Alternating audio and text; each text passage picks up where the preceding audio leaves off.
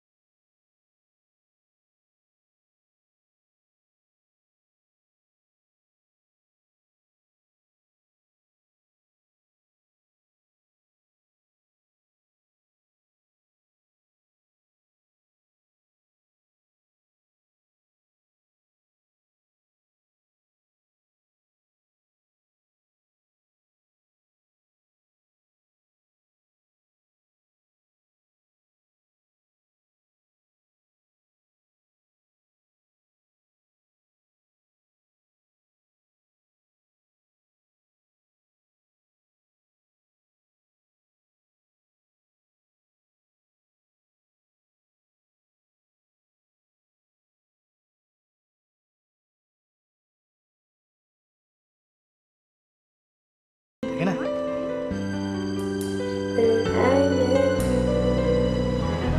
Are you sure si Benji ang kasama? Pare, nakita ko si Jenny may kasama. Sinong kasama? Oh, ayan na pala siya eh. Anong nangyayari dito? Saan ka magaling bata ka? Kanina pa naghihintay si Albert, oh. Sinong kasama mo? Sina Kim? Anak, di ba sinabi ko naman sa'yo na tuwing aalis ka, dapat nag-aabiso ka para hindi nag-aalala tong si Albert? Wala namang masama na makipagkaibigan ka, di ba? Pero sana kung gigimik ka, Kunching! sana... Oh, Kunching, halika na. Iwan na natin mag-usap yung dalawang bata. Halika na. Halika na. Pabayaan mo na paano silang lang dalawa. matulungan Huwag ko? ka nang makialam. Napaka-katikatera mong babae ka. Iwan mo na silang dalawa dyan. Problema nila yan. Ewan ko ba sa batang yan? Ba't Matulog nagkakaganyan? na tayo. Si Kim lang ba talaga kasama mo? Hindi, si Tato, tsaka si Benji.